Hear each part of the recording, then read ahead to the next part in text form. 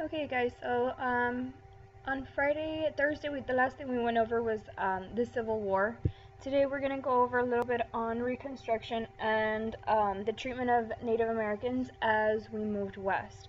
So, a couple of terms you do need to know for Reconstruction. Um, you're gonna have scalawags, which are Southerners who joined the Republican Party. Now, we know that the Republican Party was the ones against slavery. So whenever you have Southerners who joined the Republican Party after the Civil War, it's kind of like a flip-flopper. All right, so they were known as scalawags in the South. You also have carpetbaggers, and these are Northerners who moved south, and it was again during the era of Reconstruction, so they can try to fix the South. Okay, and here in the political cartoon, you can see carpetbagger and the way they're moving south.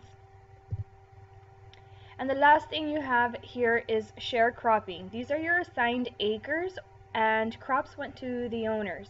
So basically what happens when it's sharecropping, we know with the 13th, 14th, and 15th Amendment, slaves were free.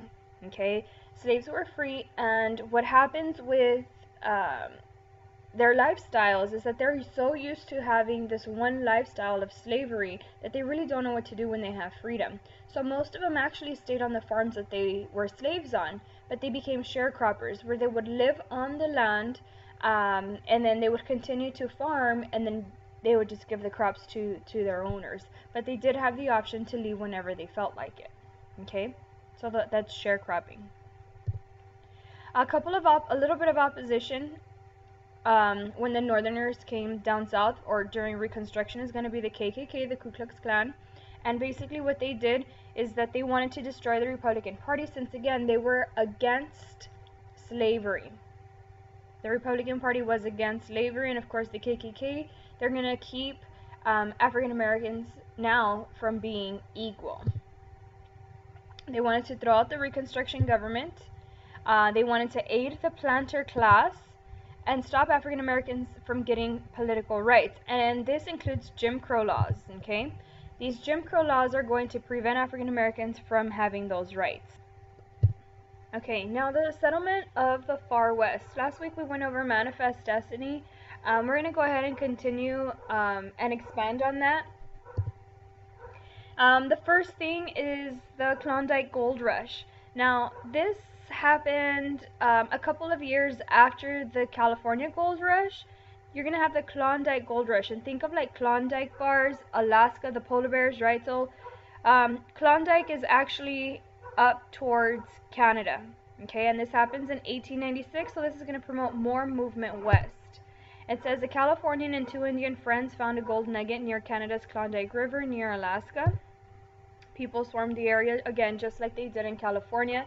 So of course you're going to have that movement of people going into Canada. Now there is going to be a bad thing here. It is very, very cold. If you've ever seen the show Deadliest Catch, it's happening, like that show is based off of what's going on in Alaska, and you know that it is not safe waters. So unfortunately a lot of people did not make it all the way to that area. Okay, so that's the Klondike Gold Rush of 1896. Out of 100,000 people that made the trip, only 30,000 made it out. So of course you know that it was dangerous. And then gold and silver were ultimately found there.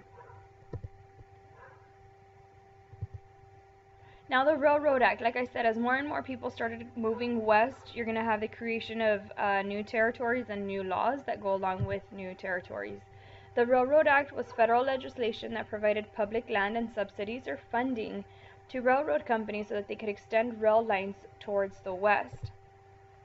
And we ended up getting the Transcontinental Railroad, and this is a railroad from east to west and west to east. Now, transcontinental, the word trans is going to mean across the continent, right? You can see that here, so it's all across North America. And again, you were easily able now to move from the west to the east and the east to the west.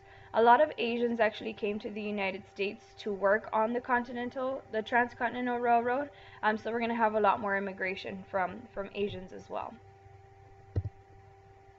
As more people started to move west, or as more people started to come into the United States, you're going to have an overpopulation in the cities.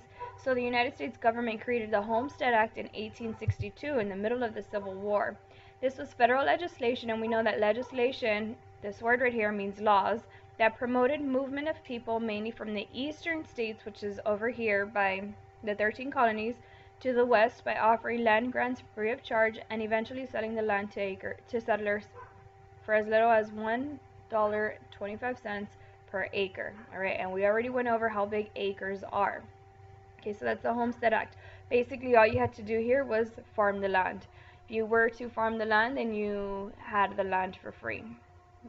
Okay, so again, the Homestead Act was created to move people west. Now, you also have the cattle industry boom, right? Cattle meaning cows, horses.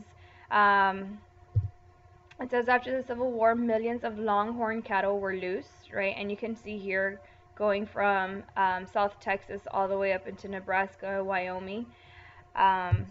It says you had the open range, which was unfenced land, so you were able, I mean, they were, the animals were able to just move around the entire United States without having any kind of boundaries. Cowboys drove them to the railroads to be taken to Chicago to be slaughtered, and that was known as the Long Drive. So real cowboys would actually go and drive them up, not in a car or anything, but they would kind of chase them down.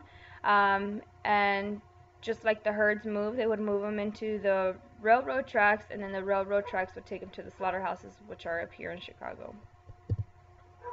And ultimately, because of the railroads, they had a closed range. They dug water wells, they made sod houses, and used barbed wire. This is the first time we see barbed wire and steel plows for the land. Okay. And the last slide here is Americanization.